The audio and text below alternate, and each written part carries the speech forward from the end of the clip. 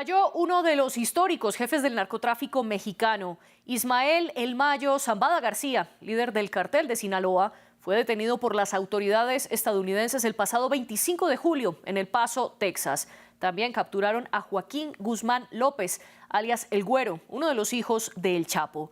Pero desde ese jueves se han conocido diferentes versiones sobre cómo lograron arrestar al jefe del narcotráfico que había evadido todos los intentos de captura desde hace más de 50 años.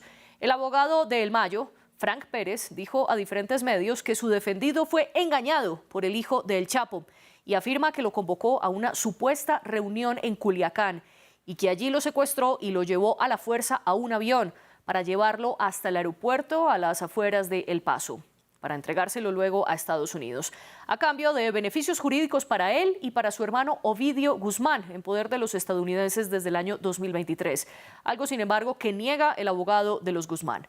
Por su parte, las autoridades de México han dicho que no estuvieron involucrados en la captura. Se recibió en la Secretaría de Seguridad y Protección Ciudadana una llamada de la Embajada de los Estados Unidos en México, donde se informó que Ismael El Mayo Zambada y Joaquín Guzmán López se encontraban bajo custodia de las autoridades en El Paso, Texas. Y la pregunta es si nosotros participamos en esta detención del día de ayer. Es no, el gobierno de México no participó en esta detención o entrega. Esto no es así. Los hijos de uno de los históricos aliados de El Chapo le hicieron una emboscada a cambio de tratos con Estados Unidos, o las capturas son el resultado de peleas al interior del cartel de Sinaloa.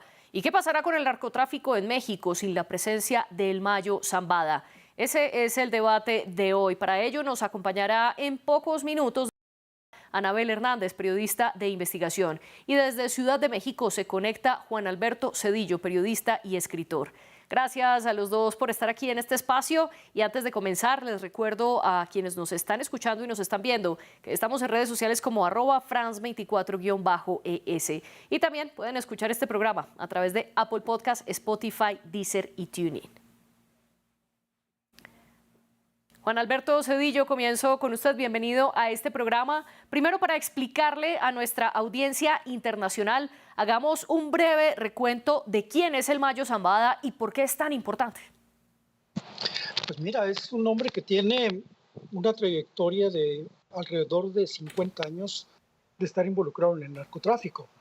Se le considera el jefe del cártel de Sinaloa durante mucho tiempo, se le consideró el máximo líder, a pesar de que el Chapo se escuchaba mucho, ¿no?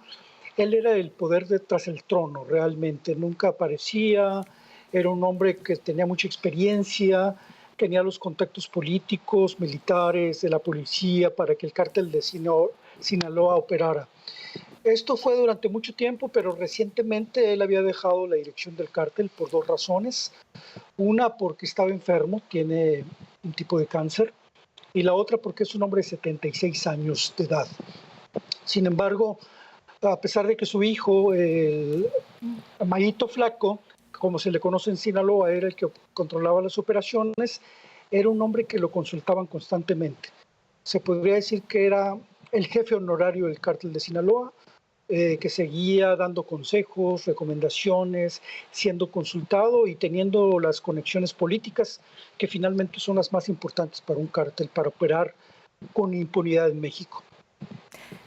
Gracias, Juan Alberto, y también le doy la bienvenida a esta hora a Anabel Hernández, quien ya se une a esta conversación. Anabel, gracias por acompañarnos. Estábamos haciendo una recapitulación de quién es El Mayo Zambada. Ya lo mencionaba Juan Alberto, que El Mayo tiene 76 años y se estima que él comenzó su historia con el narcotráfico mexicano desde muy temprana edad, siendo un adolescente. ¿Cómo es posible que haya evadido los arrestos durante más de 50 años, a pesar de ser uno de los líderes narcotraficantes más reconocidos de México, y que hizo que ahora sí lo capturaran las autoridades estadounidenses?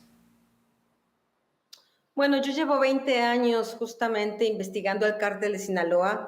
He penetrado sus círculos más cercanos a las cúpulas.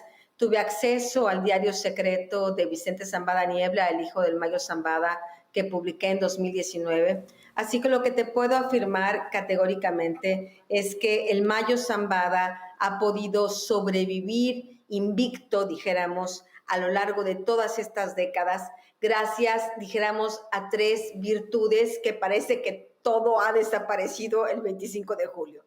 Estamos hablando que es un hombre que vio caer a prácticamente todos sus amigos y socios, a Miguel Ángel Félix Gallardo, a Rafael Caro Quintero, a Amado Carrillo Fuentes y al Chapo Guzmán. De esas caídas, el Mayo Zambada ha aprendido a tener un bajo perfil, a ser menos violento de lo que habitualmente es un narcotraficante. Siempre ha preferido conciliar o sobornar o dar dinero en vez de caer en las guerras sangrientas, pero puede ser sumamente violento cuando eso se requiere. Eso lo demostró perfectamente en la guerra emprendida contra los hermanos Beltrán Leiva en el 2008-2009. Es un hombre que ha sabido a lo largo de todas esas décadas tejer relaciones de complicidad muy, muy profundas con el ejército mexicano, con la Marina, con los presidentes de la República en turno, muy particularmente en este sexenio con el presidente Andrés Manuel López Obrador, a quien el cártel de Sinaloa financió sus tres últimas campañas presidenciales, 2006, 2012 y 2018, y eso puede explicar por qué justamente en este mandato de López Obrador es que la producción de fentanilo creció mucho más y que el Mayo Zambada y los Chapitos fueron de los principales traficantes de este opiáceo sintético que tantas muertes ha causado por sobredosis en Estados Unidos.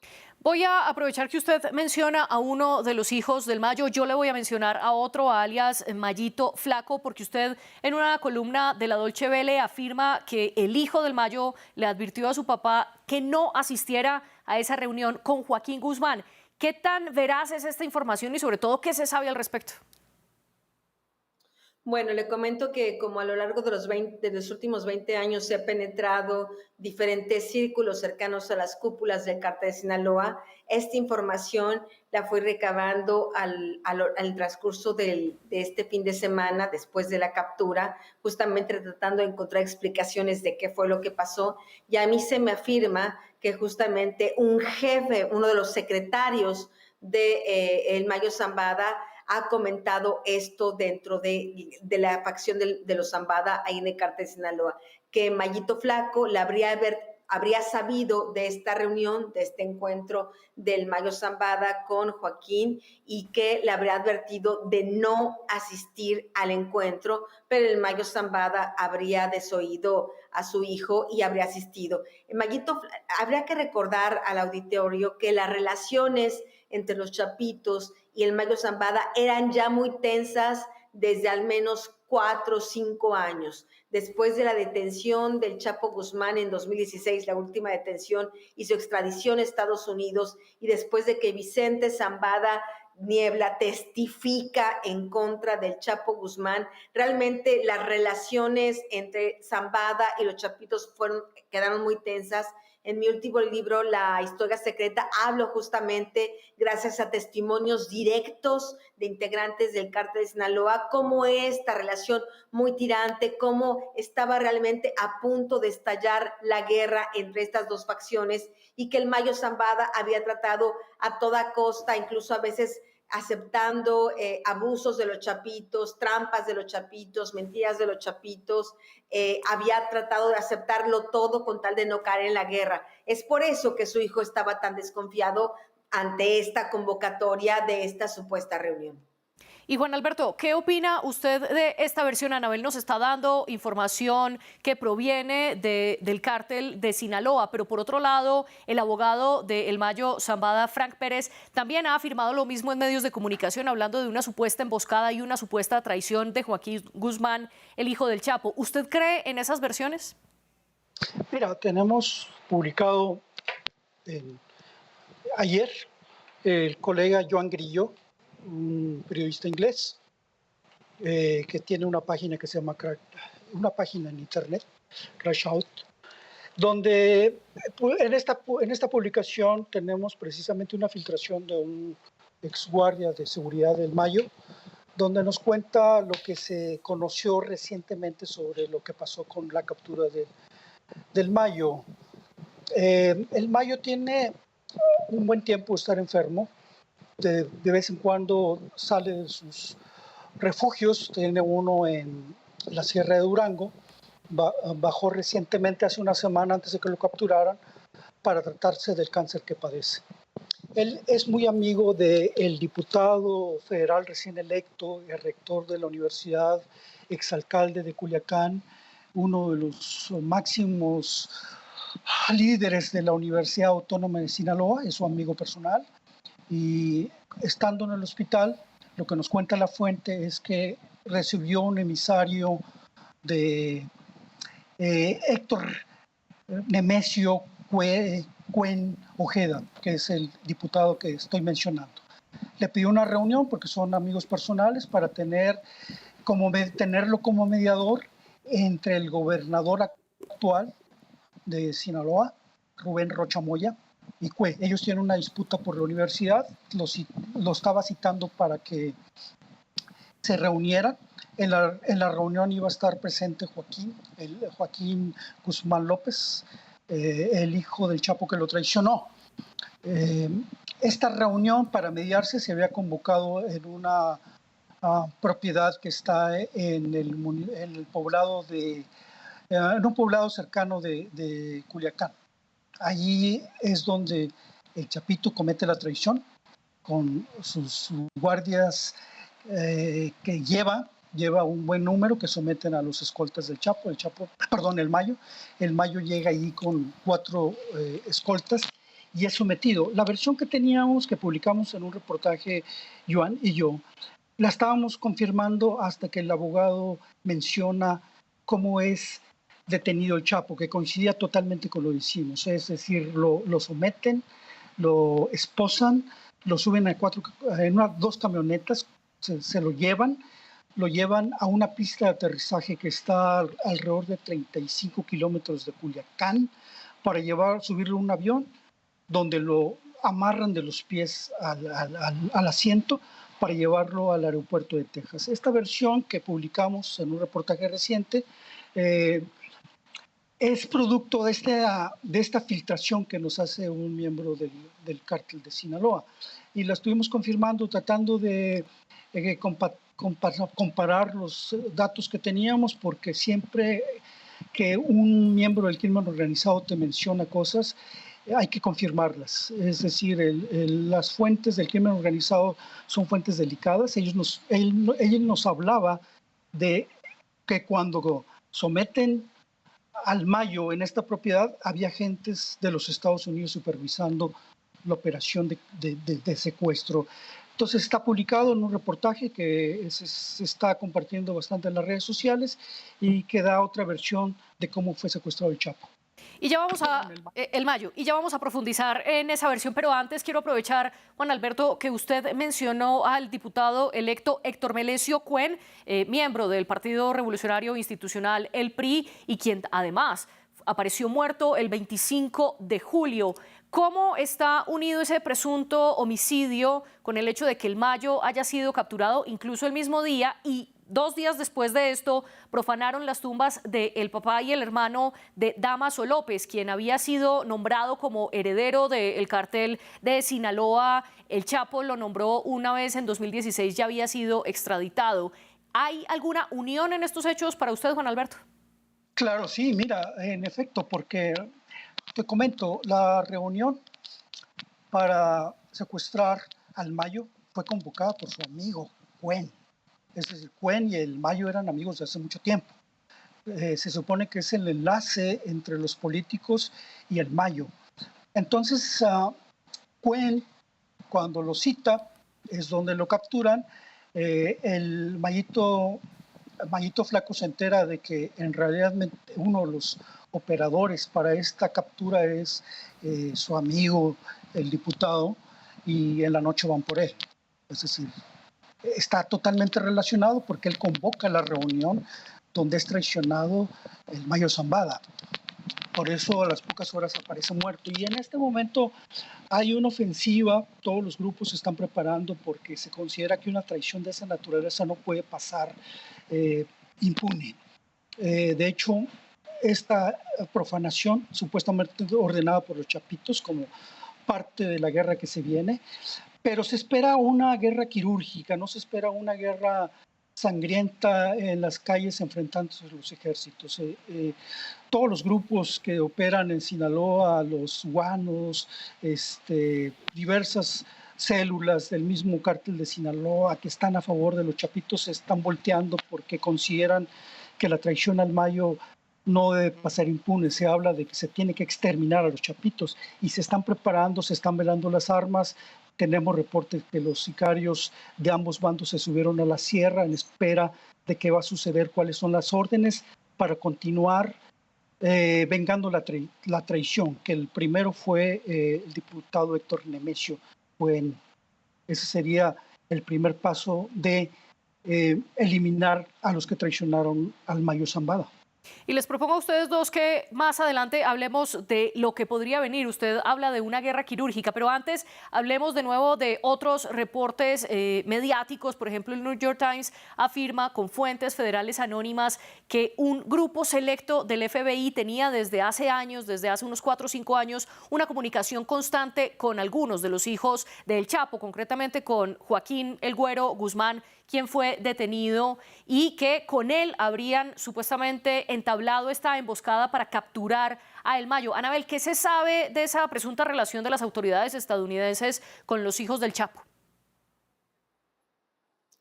Entre la madrugada del jueves y viernes pasado, justamente horas después de la detención del Mayo Zambada, tuve acceso a una fuente de información que estuvo vinculada por parte del FBI en diferentes fases de esta operación que finalmente concluyó con la captura del Mayo Zambada.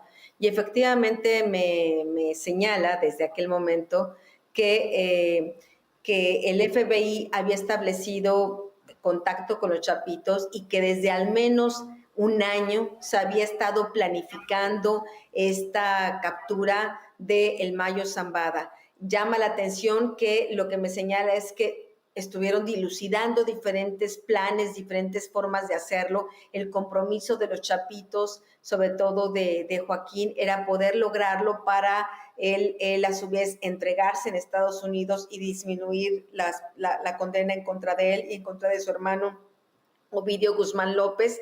Ellos son hermanos de sangre, hermanastros de Iván y de Alfredo Guzmán Salazar.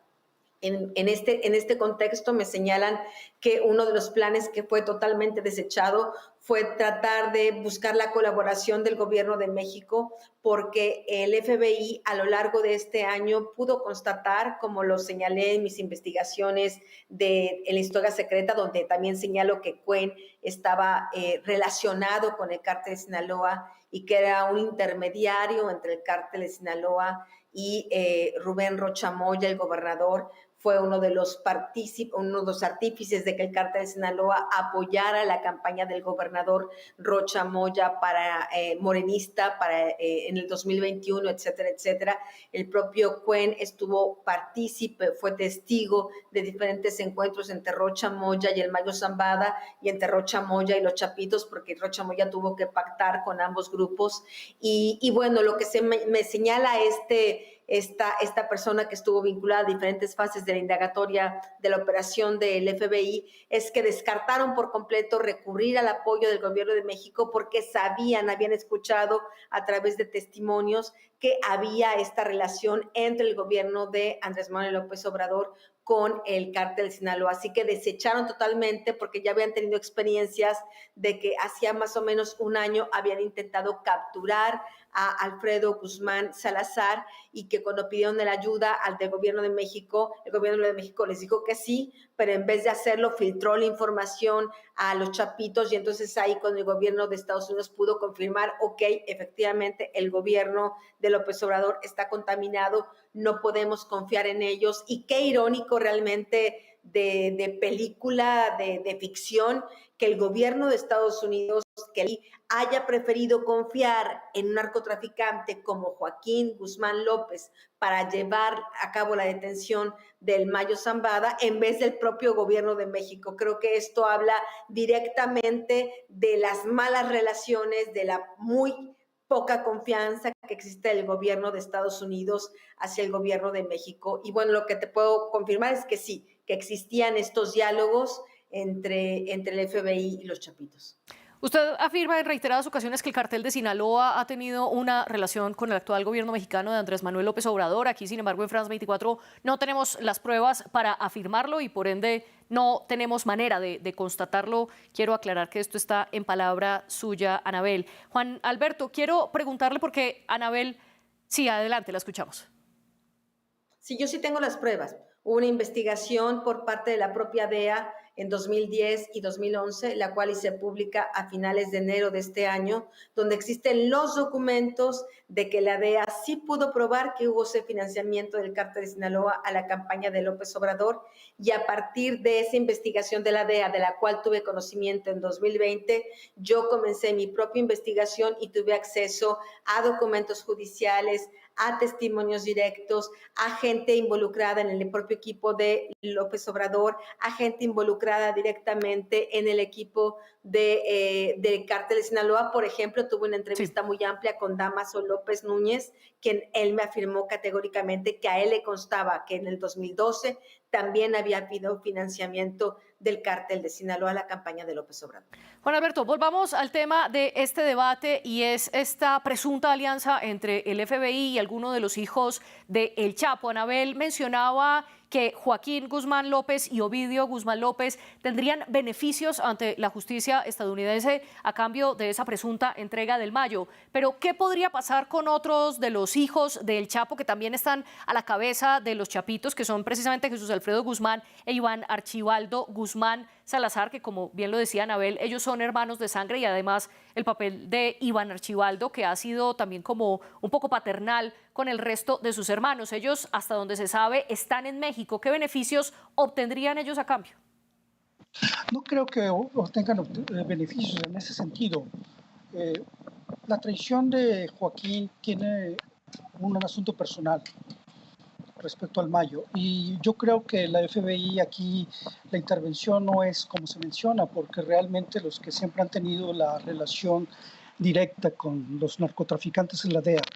El problema que tiene la DEA, para parecer, es que el gobierno de México, el actual presidente, que es Andrés Manuel López Obrador, no quiere a la DEA en México. Entonces ellos están tratando de evitar que la DEA aparezca, pero los que siempre han mantenido la relación entre narcos y autoridades es la DEA.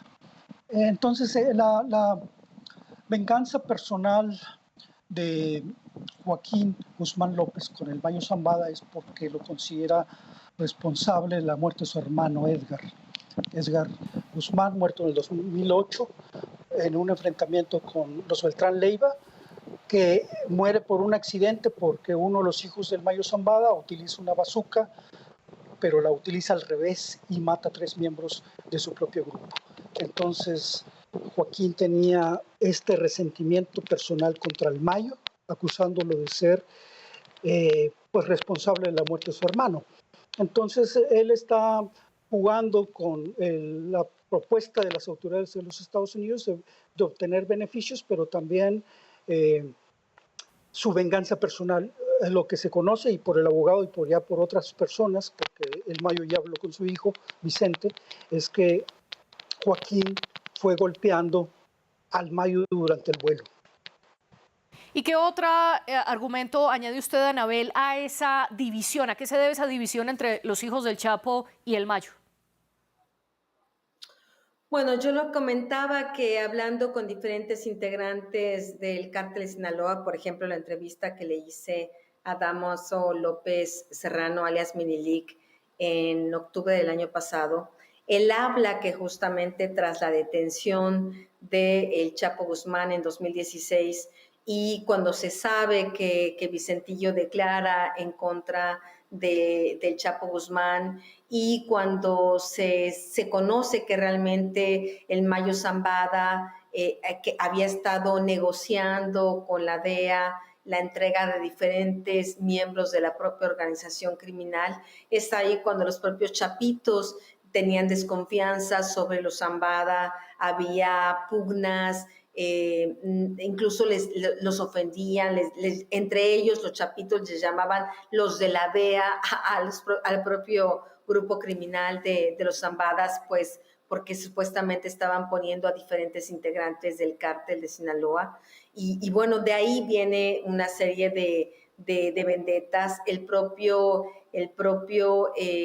Minilic habla de cómo está este evento donde Vicente Zambada Niebla, por error, sin saber que se trataba de Edgar Guzmán López, uno de los hijos del Chapo Guzmán, ordena un ataque en el estacionamiento de una plaza comercial de Culiacán en 2008, y es ahí, pensando que era gente de los Beltrán Leiva, es ahí donde se mata, se asesina a Edgar López, el hermano de Edgar Guzmán López, el hermano de Ovidio y de los Chapitos, y es ahí donde hay realmente una furia por parte del Chapo Guzmán cuando se entera que había sido Vicente quien había ordenado esa ejecución. Ordena a su grupo exterminar a los Zambada esa misma noche cuando ocurre esta ejecución, de acuerdo al propio testimonio de Minilic, que estuvo ahí presente. Él estuvo ahí directamente en los hechos, y es el papá de Minilic que trata de calmar al Chapo Guzmán. Le dice: compadre, si nosotros nos vamos ahorita con la guerra con los Zambada, tenemos la guerra con los Beltrán Leiva, no la hacemos, no vamos a poder sobrevivir. Es ahí cuando el Chapo Guzmán se calma, pero jura que tomará venganza en algún momento contra Vicente Zambada. Así que son una serie de agravios, una serie de traiciones, una serie de cosas que hace esta relación muy tensa, lo cual es muy irónico, porque al final de cuentas las dos facciones, dijéramos, son la parte medular de esta organización criminal de Sinaloa, y sin embargo estas dos facciones han estado en esta tensión. Varios de sus lugartenientes, de unos y otros, se han estado disputando plazas, como en Baja California, como en Sonora, como en Durango, y sin embargo el Mayo siempre ha tratado, y los Chapitos al final siempre han tratado, pues, de no caer en la guerra, lo cual ahora parece realmente una cosa inminente. Difícilmente, pienso yo, esta situación de la traición al Mayo podrá dirimirse de otra manera que no sea yendo a la guerra, lo cual seguramente causará, pues, diferentes olas de violencia que afectará incluso a la ciudadanía, ¿no? A los civiles. Usted bien lo dice, dos facciones que históricamente han sido cercanas, pero también en tensión dentro del cartel de Sinaloa, y que ahora usted opina que entrarán en guerra. Juan Alberto hablaba que esta será una guerra quirúrgica, pero Anabel dice que sí podría afectar a la ciudadanía. Juan Alberto, ¿qué esperar entonces ahora en las calles de Sinaloa, en las calles mexicanas? Y no solo qué podría pasar dentro del cartel de Sinaloa, sino también con otros carteles con los que Sinaloa se disputa. Mira, creo que sí se puede esperar una guerra violenta, pero esto obviamente se puede pronosticar, pero no puedes asegurar que va a suceder, ¿no? Recordemos que el cártel de Sinaloa es una federación de familias que están emparentadas, que son de alguna u otra manera, todos tienen relación muy estrecha en lo familiar, vienen siendo operadores desde muchos años. No es el cártel de Sinaloa no es como otros grupos, no es como el cártel del Golfo, no es como el cártel Jalisco Nueva Generación. De hecho, Sinaloa y los narcotraficantes de Sinaloa, la sociedad de Sinaloa, la sociedad de Culiacán, tiene una relación muy estrecha con el narcotráfico. No se asustan en Sinaloa, no les preocupa. La economía de Sinaloa, el 40% de la economía se beneficia del dinero del narcotráfico. Entonces, los grupos tendrían mucho cuidado para afectar a la sociedad sinaloense. Esa es mi perspectiva para decir que no puede ser una guerra como la que vivió en 2010 el cártel del Golfo cuando se separa de los Zetas, que se enfrentan en la frontera chica, se enfrentan en Monterrey, se enfrentan en las calles, hay muchas bajas colaterales. Sinaloa no operaría así. Ellos no están acostumbrados a afectar a la sociedad sinaloense. De hecho, el cártel de Sinaloa tiene prohibido los robos, tiene prohibido los secuestros, tiene prohibido las extorsiones y a las personas que realizan eso simplemente las asesinan. No es tan fácil operar como ladrón en Sinaloa, ¿no?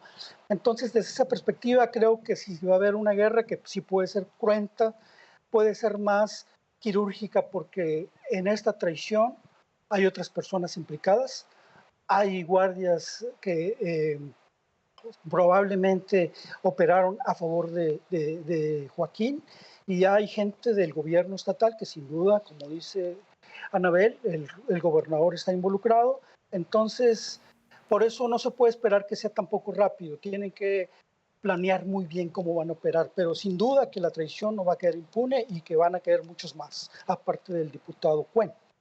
No va a quedar impune entonces esa traición y tampoco se verá esta guerra de carteles que ya se vio en 2010. Anabel, ¿usted comparte esta visión? ¿Qué podría pasar ahora después de la captura del Mayo? Yo me iría por la historia documentada de hechos que ha ocurrido en Sinaloa. Con el del 2008 hay un rompimiento entre una facción del cártel comandada por Arturo Beltrán Leiva contra que rompe con el Chapo Guzmán y el Mayo Zambada, aunque eran parientes, imaginemos, los Beltrán Leiva eran primos de Chapo Guzmán. Aún así rompen y fue una guerra fratricida donde incluso hubo masacres realmente pues a plena luz del día, sangrientas en todo Culiacán y sus inmediaciones. O sea, no es que el cártel de Sinaloa sea un grupo de buenos chicos moderados que no son capaces de iniciar una guerra. Habrá que recordar, están las decenas de muertos, las centenas de muertos que ocurrieron, está el propio diario de Vicente Zambada que escribe de su puño y letra cómo morían gente de una facción y de otra todos los días en Culiacán, cómo incluso se llegó a atentar llegaron a morir algunos civiles en medio de esta guerra, como en aquel momento en el gobierno de Felipe Calderón, cuando estaba la corrompida policía de Genaro García Luna, la Policía Federal, el Ejército y otras áreas del gobierno de México sirvieron como sicarios prácticamente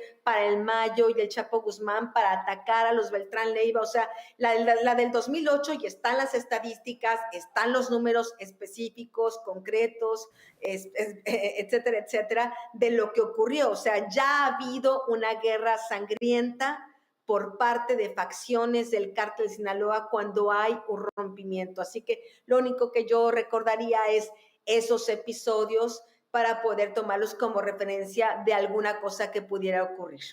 ¿No coinciden entonces en si será una guerra fratricida, sangrienta, que afecte también a la ciudadanía o si será una guerra quirúrgica que afecte únicamente a los miembros de los carteles y a quienes hayan traicionado al Mayo? Pero lo que sí coinciden ambos es habrá una guerra a causa de esto que ha pasado. Un comentario muy breve, Juan Alberto, ¿qué se puede esperar que ocurra con el Mayo? Pues creo que le van a ofrecer una negociación, sin duda, porque el Mayo es una enciclopedia. En términos olímpicos, ahorita podríamos decir que es una medalla de oro para las autoridades estadounidenses porque toda la información que tiene el Mayo es fundamental para entender, capturar y desarticular parte del cártel de Sinaloa. Yo no estoy de acuerdo con lo de Anabel de que hubo una guerra fratricida. Las palabras se pueden decir muy fácil, los hechos no lo dejan ver así, aunque ella lo diga, porque esta guerra se puede decir que no tiene nada que ver con lo que pasó en Tamaulipas, no tiene nada que ver con lo que ha pasado en Michoacán, en Guerrero. Sí ha habido muertos, ha habido muchos muertos, no hay masacres como Sí. en otros lugares. Entonces, puede existir una guerra de esa naturaleza, pero creo que sería menos violenta como lo que ocurrió en Tamaulipas. En Tamaulipas sí fue una guerra que afectó violentamente a la población. Y Anabel, muy brevemente, 30 segundos, su réplica a lo que dice Juan Alberto. Bueno, es que aquí nos podemos estar poniendo a debatir entre colegas. Yo me refiero a los hechos específicos de lo que ocurrió en Sinaloa. Tan fue fratricida que el propio Vicente Zambada Niebla asesinó accidentalmente, pues imaginemos al hijo del socio y compadre de su padre, del Mayo Zambada, al hijo del Mayo Zambada, al hijo del Chapo Guzmán. De eso estamos hablando, de ese tipo de incidentes documentados y que ocurrieron justamente en esa guerra del 2008, Sí. donde en una violencia como tal puede haber confusiones a tal nivel. Lastimosamente nos quedamos sin tiempo, pero le agradezco a ustedes, Anabel Hernández y Juan Alberto Cedillo. Para mí es un honor haber compartido esta mesa del debate con ustedes y también un agradecimiento especial a nuestras productoras Laura Garzón y Tania Herrera, quien trajo a estos dos invitados acá. Ustedes sigan en France 24.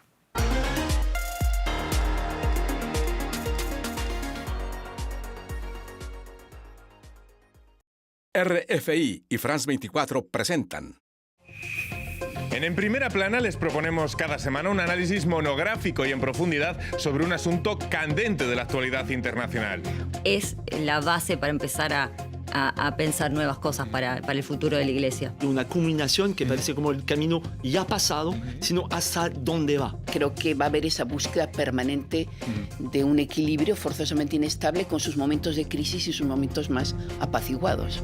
Con diferentes voces y distintas perspectivas.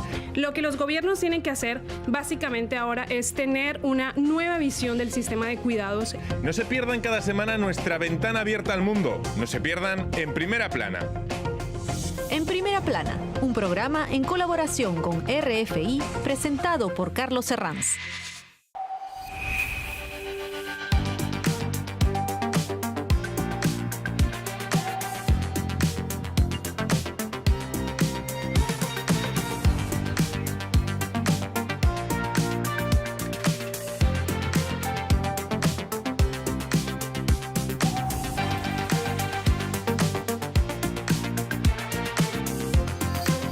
France 24, la economía día a día. Liberté, égalité, actualité.